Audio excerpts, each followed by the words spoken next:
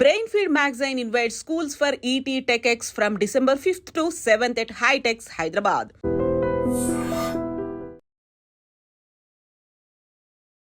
నమస్కారం, welcome to I dream. ధర్మ మార్గం విత్ విజిత కార్యక్రమానికి స్వాగతం.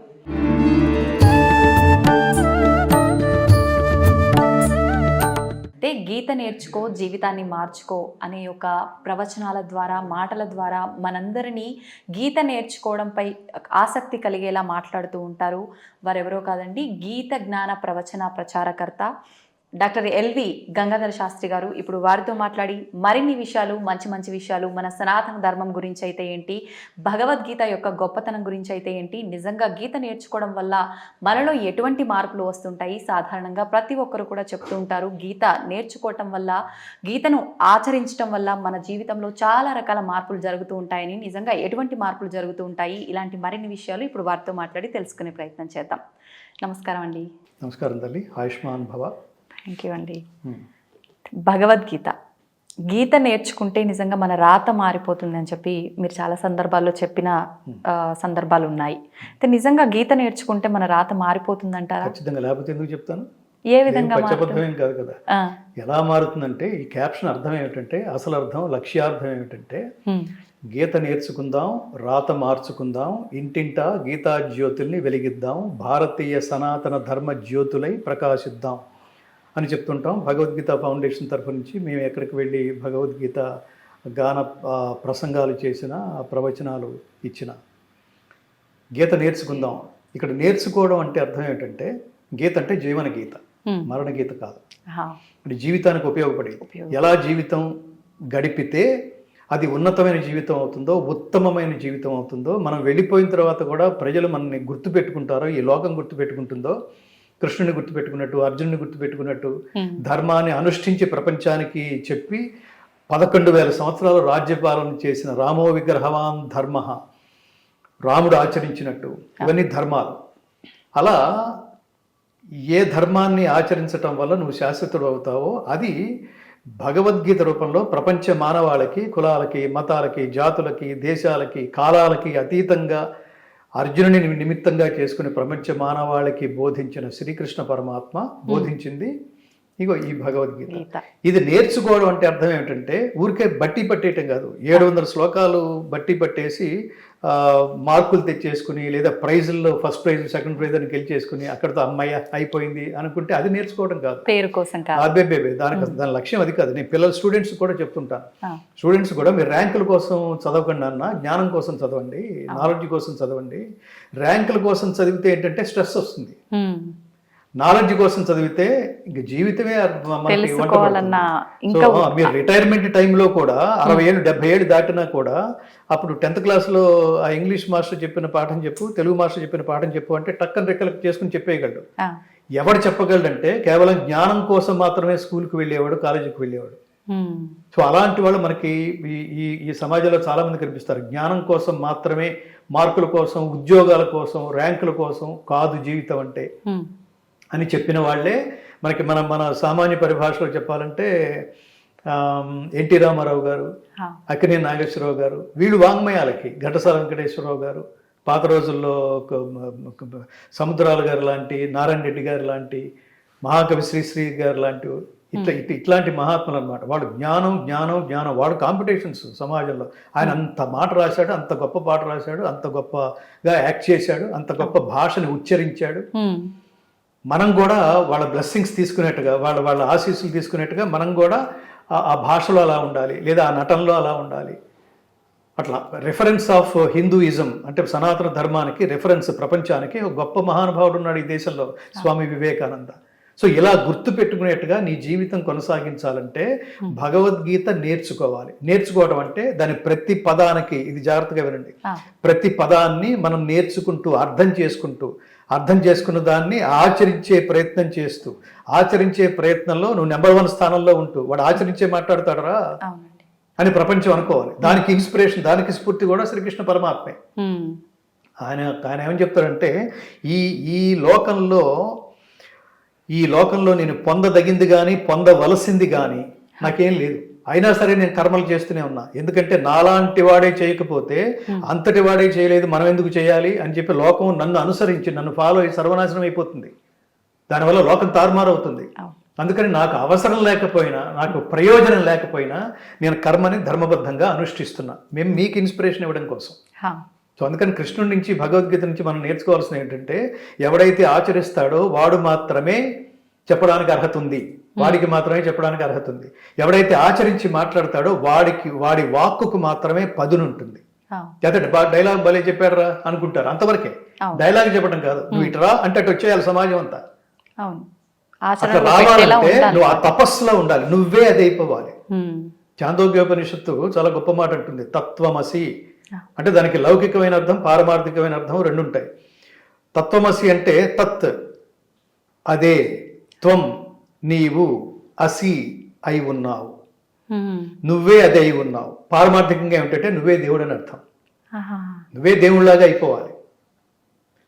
లౌకికమైన అర్థం ఏమిటంటే నువ్వు ఏ పని అయితే చేస్తున్నావో ఆ పని రెఫరెన్స్ తోనే నిన్ను పిలవాలి. గంగాధర శాస్త్రి గారు మీరు భగవద్గీత అని పిలవాలి, లేకపోతే ఇంకా నేను అక్కడ ఆ జర్నీ చేయకూడదు, అక్కడ నాకు తపస్సు లేదని అర్థం. నేను ఘంటసాల గారి పాటలు పాడే రోజుల్లో ఆ పాటలు పాడుతున్నప్పుడు ఆ కార్యక్రమంతో అయిపోయిన తర్వాత ప్రజలు ప్రశంసించడంతో పాటు నేను ఎక్కడికి వెళ్ళినా సార్ మీరు ఘంటసాల గారు అట్లా అంటుండేవాడు. అదే రిఫరెన్స్. అంటే మీరు దాని యోగం అంటాం, యుజ్యతే ఇది యోగ. యోగం అంటే కలయిక. ఈ కలయికలో రెండు, లౌకికంగా కలయికేమో నీ పనితో కలిసిపోయి ఉండాలి, పనే నువ్వైపోయి ఉండాలి, ఆ పనితోనే నువ్వు పిలువబడాలి. అల్టిమేట్ గా వీడు కారణ జన్ముడు రా, దానికోసమే పుట్టాడు అనిపించుకునేట్టుగా ఆ కర్మను ఆచరించాలి. అది అంతేగాని శాలరీల కోసం నాన్సెన్స్ ఇదంతా. ఈ యాక్టింగ్ చేయకండి, ఏదో చేసాం వీడి మొహానికి ఇదే ఎక్కువ అనుకుంటూ ఉద్యోగాలు చేస్తుంటారు చూడండి, వీడిచ్చే శాలరీకి ఇదే ఎక్కువ. అది లోయర్ లెవెల్ కర్మ అంటారు దాన్ని. సో అల్టిమేట్ లెవెల్ కర్మ ఏంటంటే నువ్వు ఇచ్చే శాలరీతో నాకు సంబంధం లేదు, నేను నిరంతరం అదే తపస్సులో ఉంటా. ఓకేనా? కోటి దీప ప్రభలలో స్వామి కోనేటి నీటి అలలలో శతకోటి భక్తుల నయనములలో తెప్పపై వేంచేయు తిరుపతి రమణ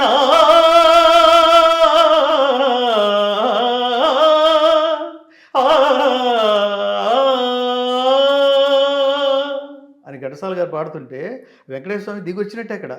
నేను తిరుమల కొండలు నేను 7వ తరగతి 8వ తరగతి చదువుతున్న రోజుల్లో వెంకటేశ్వర స్వామి దర్శనానికి క్యూలో ఉంటే ఆ బ్యాక్గ్రౌండ్లో ఘంటసాల గారి వాయిస్లో ఇది వినిపిస్తుంటే నేను గుళ్ళోకి దాకా కూడా వెళ్ళక్కర్లేదు, దేవుడు అక్కడే కనిపిస్తున్నట్టు ఉండేవాడు. నేను ఇప్పుడు అక్కడికి వెళ్ళొచ్చిన అలా ఉండేది. అది మాకు ఇన్స్పిరేషన్. ఘంటసాల గారు పాడుతుంటే దైవం ఇక్కడే ఉంది అని కన్ఫర్మ్ అయిపోయాడు. ఇంకా వేరే ఆ కాంటెంపరీ సింగర్స్ కొంతమంది ఉండేవాడు, వాళ్ళు పాడుతుంటే దేవుడు ఎక్కడో, దేవుడు ఉన్నాడా అని వెతుక్కోవాల్సి వచ్చేది. దీని తపస్సు అంటాం, దాంతోనే కలిసిపోవడమే తపస్సు, కలిసిపోయే కర్మే తపస్సు. సో అట్లా భగవద్గీతని మీరు అడిగిన ప్రశ్న, పెద్దానికి నేను సోదాహరణంగా వివరిస్తుంటాను. సో ఇదేదో లెంగ్త్ ఎక్కువైపోయింది అని అనుకోకండి. సో గీత నేర్చుకోవడం అంటే ప్రతి పదానికి అర్థం తెలుసుకోవడం. అర్థం తెలియకపోతే సద్గురువుల దగ్గరికి వెళ్తాం, ఇదేంటి గురువు గారు నాకు అర్థం కావట్లేదు. ఖచ్చితంగా ఇది భగవద్గీత గురుముఖతః నేర్చుకొనవలసిన బ్రహ్మ విద్య. ఇప్పుడు చాలా మంది ఊరికే జస్ట్ లైక్ దట్ యేసు వచ్చును లాగా వాడు రాడు వీడు రాడు, నువ్వు తపస్సు చేయకపోతే ఎవడు రాడు. అందులో అంకిత భావం ఉండాలి, తపస్సులాగా ఉండాలి. దానికి పరమ ప్రయోజనం, దీనికి నేను పరమాత్మ అనుగ్రహం కోసమే చేస్తున్నాను, దీనికి నాకేం స్వార్థం లేదు, ఇది చేస్తే నాకేమిటి అనే ఇన్నర్ డిస్కషన్ లేదు, అనుకుంటూ పనిచేయాలి. సో మేము భగవద్గీత గానం రికార్డ్ చేస్తున్నప్పుడు ఇదే ఈ స్ఫూర్తితోనే పెద్దల అనుగ్రహం, గురువుల అనుగ్రహం, చాలా గొప్ప గొప్ప పీఠాధిపతుల అనుగ్రహం, తపస్సు అనుగ్రహం వల్ల ఇవన్నీ మాకు తెలిసినాయి. ఇవాళ 4 ముక్కలు మాట్లాడగలుగుతున్నాం అంటే ఖచ్చితంగా వాళ్ళ అనుగ్రహం. అందుకని గీత నేర్చుకో. రెండవది రాత మార్చుకో. గీత ఎప్పుడైతే నేర్చుకుంటున్నావో, గీత నేర్చుకుంటే నీ ఐడియాలజీ మారిపోతుంది. అప్పటి వరకు ఎలా ఉన్నావు, గీత పాత రోజుల్లో ఇది ఒక యాడ్ వస్తుండేది, జీవన్ టోన్, తినకముందు తిన్న తర్వాత ఇటు చూపిస్తుండేవాడు వాడు. అట్లా భగవద్గీత నేర్చుకోకముందు, భగవద్గీత నీ జీవితంలోకి ప్రవేశించక ముందు, భగవద్గీత నీ జీవితంలోకి ప్రవేశించిన తర్వాత, జస్ట్ ప్రవేశం కాదు, నువ్వు అర్థం చేసుకున్న తర్వాత నీ perception towards society will change. నీ ఆలోచన విధానం విల్ చేంజ్. నువ్వు వ్యక్తుల్ని రిసీవ్ చేసుకునే విధానం విల్ చేంజ్. వాళ్ళకి నువ్వు రెస్పాండ్ అయ్యే విధానం విల్ చేంజ్. నీలో ఏమైనా స్వార్థం లాంటి నెగిటివ్ థింగ్స్ ఏమన్నా ఉంటే విల్ చేంజ్. అలా అంత ఉంటుంది. సో గీత నేర్చుకుంటే అలా నీ రాత మారినట్టే. రాత అంటే ఏమిటి? నీ గమనం, నీ ఫ్యూచరు, నీ ఆలోచన విధానం ఇవన్నీ మారినట్టే. కాబట్టి అందుకోసం ఏం చేయాలంటే ఇంటింటా గీతా జ్యోతుల్ని వెలిగించండి తల్లులారా అని మీలాంటి తల్లులకి నమస్కారం చేసి రిక్వెస్ట్ చేస్తుంటాం. అవునండి. తండ్రి పాలన, తల్లి లాలన. తల్లే చెప్తుంది, ఒరే వాడు మీ నాన్నరా అని పరిచయం చేయాలన్నా తల్లే చెప్పాలి, భాష పరిచయం చేయాలన్నా తల్లే చెప్పాలి, సంస్కారం అంటే ఏమిటో పిల్లలకి తెలియజేయాలన్నా తల్లే చెప్పాలి. అందుకనే పిల్లలు చెడిపోతే ఏమంటారు, ఏ తల్లి కిందరా బాబు వీడిని. తల్లి పెంపకం. పిల్లాడు బాగుపడితే ముందు నీ తల్లి ఎవరో చెప్పు నాన్న, ఆ తల్లి పాదాలకు నమస్కారం చేస్తాను, ముందు కృతజ్ఞతంతా ఆ తల్లికే చెల్లించాలి. తల్లికి అంత బాధ్యత ఉంది, అంత బాధ్యత ఉంది. అందుకని ఈ విషయం గట్టిగా చెప్తుంటాం. ఎందుకు గట్టిగా చెప్పాలి, మామూలుగా చెప్పొచ్చు కదా అని అడగచ్చు. ఎందుకు గట్టిగా చెప్పాలంటే వాళ్ళ సోషల్ మీడియా చూడండి, స్త్రీలలో ఇది ఆరాధింపదగినట్టుగా ఉంది, ఈవిడ నమస్కరించదగినట్టుగా ఉంది అనే స్త్రీల పర్సంటేజ్ రోజు రోజుకి తగ్గుతోంది. అసలు అంటే మనం 4 అడుగులు దిగజారితే అవకాశాలు వచ్చేస్తాయి, 4 బూతు మాటలు మాట్లాడితే అవకాశాలు పెరుగుతాయి, ఇంకోటి ఎవడో దరిద్రుడితో మనం ఇంటర్వ్యూ చేయించుకుంటే ఇంకా అవకాశాలు పెరుగుతాయి, పలానా దాంట్లో అవకాశాలు వస్తాయి అనే చెత్తా చెదారం పబ్లిసిటీ, నెగిటివ్ పబ్లిసిటీ లాంటివి మన జీవితంలోకి ప్రవేశింపజేసుకోవడం ద్వారా అంటే ఈ దురదృష్టకరమైన లక్షణాలు పెరుగుతున్నాయి స్త్రీ జాతులు. అది ఆందోళన కలిగించే విషయం. అప్పుడు వాళ్ళ పిల్లలకి ఏం చెప్పగలరు? సమాజానికి ఇచ్చే సందేశం ఏమిటి? ఎలాగైనా బతికేచ్చు అని చెప్పడమా? ఎలాగైనా బతకాలా, ఈ పద్ధతిగా బతకాలని చెప్పాలా? పద్ధతిగా బతకాలి. అది దానికోసం భగవద్గీత చెప్పాలి. ఏ శ్లోకం ఏం చెప్తోంది? ఏది నేర్చుకున్న తర్వాత జీవితం నిజంగా సెటిల్ అయినట్టు, ఏది నేర్చుకున్న తర్వాత జీవితం పరిపూర్ణమైనట్టు, ఏది నేర్చుకున్న తర్వాత జీవితం మనం వెళ్ళిపోయిన తర్వాత కూడా మన గురించి ప్రపంచం గౌరవంగా అలా మాట్లాడుకుంటున్నట్టు. ఈ చెత్తాచెదారం ఇప్పుడు ఏదైతే మాట్లాడుకుంటున్నామో అది ఆందోళన కలిగించే విషయాలు అయి ఉండొచ్చు, కానీ వాటి ఎక్స్పైరీ డేటు చాలా తక్కువలో ఉంటుంది. ఇట్లాంటి వాటికి ఎక్స్పైరీ డేట్ ఉండదు. ఎందుకంటే భారతదేశానికి స్వాతంత్రం వచ్చే నాటికి 5048 సంవత్సరాలైంది. భగవద్గీత శ్రీకృష్ణుడు అర్జునుని నిమిత్తంగా చేసుకుని ప్రపంచ మానవాళికి బోధించిన కర్తవ్య బోధ అయిన భగవద్గీత చెప్పి 5048, ఇప్పటికే 125 సంవత్సరాలు దాదాపుగా. అంటే మొన్న ఒక పుస్తకం రాస్తే దాన్ని నిన్న రిలీజ్ అయితే 1 వారం రోజుల తర్వాత మార్కెట్లో ఉంటుందో లేదో తెలియదు. అలాంటిది 5000 సంవత్సరాల క్రితం బోధించబడిన ఒక బోధ అది గ్రంథ రూపం దాల్చి ఇవాళకి మార్కెట్లో ఉంది అంటే, ప్రపంచ మానవాళ్ళని జాగృతం చేస్తోంది అంటే అది ఎలా సాధ్యమైంది? ఎంత సార్వజనీయత ఉండి ఉండాలి అందులో. అవునండి కదా. అందుకనే నేను ఒక లిస్ట్ చెప్తుంటాను. Edwin Arnold, max Muller, open hammer, warn Hastings, Einstein, Aldous Huxley, David ఫ్రాలే అనే ఆయన సంస్కృత యూనివర్సిటీ ప్రొఫెసర్ అమెరికాలో. అతని పేరు డేవిడ్ ఫ్రాలే, కానీ అతను భారతదేశంకి వచ్చి ఇక్కడ హిందూయిజం గురించి, సనాతన ధర్మం గురించి అతను రీసెర్చ్ చేస్తుండగా అతని పేరే అతనికి నచ్చక వామదేవ శాస్త్రి అని పేరు మార్చుకున్నాడు అతను. వామదేవ శాస్త్రి. వాళ్ళ కాంటెంపరీస్కి కన్ఫ్యూజ్ అవుతారేమో అని చెప్పి బ్రాకెట్లో డేవిడ్ ఫ్రాలే అని రాసుకుంటున్నాడు అతను. అంటే ఈ సనాతన ధర్మ శక్తి, దాని ప్రభావం అంత ఉంటుంది, దాని సంస్కార ప్రభావం అంత ఉంటుంది. సో అందుకని గీత నేర్చుకో, రాత మార్చుకో, ఇంటింటా గీతా జ్యోతుల్ని వెలిగించు. నీకు నైతికమైన విలువలు ఉండాలి కదా. అల్టిమేట్గా మీరు ఎన్ని కోట్లు సంపాదించినా తర్వాత సంగతి. పోతే ఆ శవం అక్కడ ఉంటుంది. చుట్టూతో చేరిన వాళ్ళు ఏం మాట్లాడుకుంటారు? ఎంత గొప్ప వ్యక్తి పోయాడో, ఎన్ని లక్షల కోట్ల వాడు పోయాడో అనుకోరు. ఎంత మహామనిషి పోయాడో, ఆయన దగ్గరికి వెళ్తే నీకు సహాయం ఖచ్చితంగా చేయాలి అనేది ఎక్కడన్నా ఆయన కనెక్ట్ అయితే ఆయన దగ్గర నుంచి రిక్తహస్తాలతో వెళ్ళేవాడంటూ ఉండడు. ప్రతి వాడికి అంతంత చేశాడు. నేను మధ్యాహ్నం ఎక్కడో విన్నాను, ఒక మహానుభావుడికి లక్షల కోట్లు ఉన్నాయి, ఉంటే మాత్రం అవతల వాడికి కొన్ని ఎకరాలు, కొన్ని ఊళ్ళు, కొన్ని స్టేట్స్ కూడా కొనేసేచ్చే. అంతంత డబ్బు ఉంటే ఏమైనా కొనేసే. అట్లా కొనలేదు. రోజుకు 6 కోట్లు చేస్తారు అట్లా. అలా ఉంటారు. మనకి వెనకట్లో పాత పాట ఒకటి ఉంది, ఇచ్చుటలో ఉన్న హాయి వేరెచ్చటను లేనే లేదని లేటుగా తెలుసుకున్నాను, నా లోటును దిద్దుకున్నాను, ఆ ప్రేమ నగరుకే పోతాను పోతాను పోతాను అన్నాడు. ఒక తాగుబోతు క్యారెక్టర్కి రాసినప్పటికీ గొప్ప వేదాంత వాక్యాలు అవి. ఏమిటి ప్రేమ నగర్ అంటే? ఏమిటి ఇచ్చుటలో ఉన్న హాయి వేరెచ్చటను లేదని. చాలా గొప్ప మాట అది. గీత చెప్తోంది, యజ్ఞదాన తపఃకర్మ నత్యాజ్యం కార్యమేవ తత్, యజ్ఞోదానం తపశ్చైవ పావనాని మనీషిణాం. జీవితంలో ప్రతి మనిషి పుట్టినప్పటి నుంచి గిట్టే లోపల వాడు 3 పుణ్యకర్మల్ని చేసి తీరవలసిందే, గుర్తుపెట్టుకో అర్జున అన్నాడు. ఏమిటా 3 కర్మలంటే? యజ్ఞము, దానము, తపస్సు. యజ్ఞము దేవతల కోసం యజ్ఞం చేస్తావు, ఆ హవిస్సు తీసుకుని ఏం కావాలంటే అది ఇస్తారు, బట్ ధర్మబద్ధం అయ్యేది అయి ఉండాలి. నేను ఇంత కష్టపడి చేశాను, ఆ పక్కన వాళ్ళు లేచిపోవాలి, ఇది కాదు. అట్లాగే దానము, ఎవరికి? ఆర్తులకి. ఎవరైతే అన్నార్తులు ఉన్నారో, ఎవరైతే ఖచ్చితంగా దానం స్వీకరించవలసిన స్థితిలో ఉన్నారో వాళ్ళు ఖచ్చితంగా దానం చేయవలసిందే. దానమిచ్చుట కర్తవ్యమని భావించవలెను గీత చెప్తోంది. దాతవ్యమితి యద్దానం దీయతే అనుపకారిణే. నా ప్రత్యుపకారాన్ని నేను ఆశించకుండా దానం చేస్తాను అనుకుంటూ దానం చేయాలి. దానం చేసేటప్పుడు కూడా అపాత్ర దానం చేస్తే అవన్నీ ఆ 3 రకాలైన సాత్విక, రాజసిక, తామసిక 3 దానాలకి ప్రధానంగా మనం ఆలోచించవలసింది దేశకాల పాత్రముల నెరిగి, వాడి అర్హత నెరిగి. నేను ఎప్పుడు చెప్తుంటాను, God gives you what you deserve, not what you Dzire. దేవుడు కోరికని బట్టేవాడు, అర్హతను బట్టి ఇస్తాడు. దేవుడే అలా ఇస్తున్నప్పుడు నువ్వు ఆ మార్గంలో నడవద్దు. నువ్వు కూడా అర్హత లేకుండా ఎవరికి ఏమీ ఇవ్వద్దు.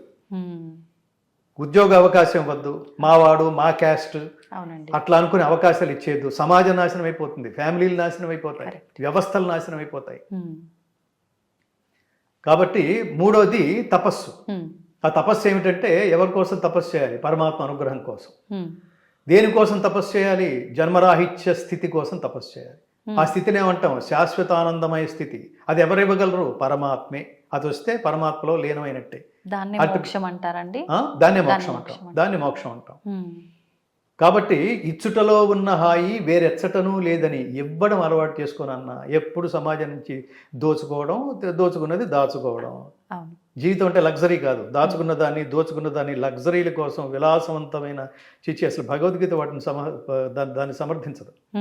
విలాసం కాదు. ఎప్పుడైతే దానికోసం ప్రయత్నిస్తావో సశాంతి మాప్నోతి నకామకామి. భోగాసక్తుడు శాంతిని పొందజాలడు.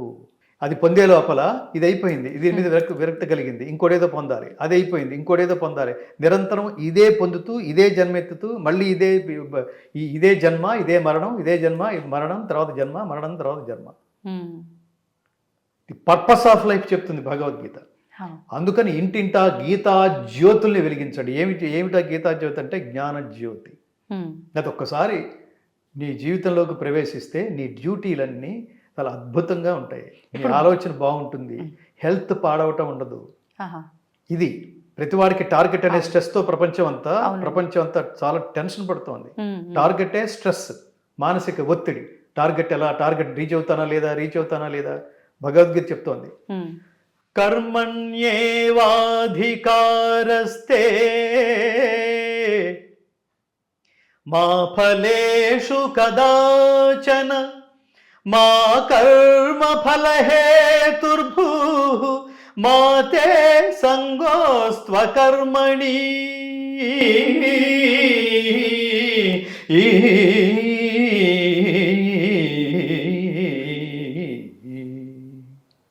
సిన్సియర్గా డ్యూటీ చేయి.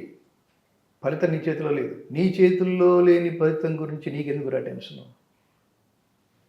రాత్రి ఏం చదివావో అదే ఎగ్జామ్లో వస్తే రాస్తావో, లేకపోతే లేదు. Just like that. అంత ఈజీగా ఉండాలి. ఈ దారి పొడుగుతా నేను చదివింది వస్తుందా రాదా? వస్తే ఓకే, రాకపోతే ఇంకా నాకు ఇంకా వేరే పరిస్థితి ఏం లేదు, వేరే ఆల్టర్నేటివ్ ఏం లేదు. ట్యాంక్ బండే అనుకున్నాడు అనుకో, ఎలా? అది తప్పు. చదివిన తర్వాత రాస్తావు, రాసిన తర్వాత అది నీ చేతి ఏ క్వశ్చన్స్ వస్తాయో నీకు తెలియదు, అది నీ చేతిలో లేదు. రాసిన తర్వాత ఎవరు దిద్దాలి? ఎగ్జామినర్ దిద్దాలి, టీచరే దిద్దాలి కదా, అది నీ చేతిలో. ఎన్ని మార్కులు వేస్తాడు నీ చేతిలో లేదు. నీ చేతిలో లేని దాని గురించి ఎంత వర్రీ ఏమిటిరా. జీవితం అంటే నువ్వు చేసే పనిని ఎంజాయ్ చేయటం, పనిని ఆనందించటం, రిజల్ట్ కాదు. రిజల్ట్ జీవితంలో ఒక మైల్ రాయి లాంటిది.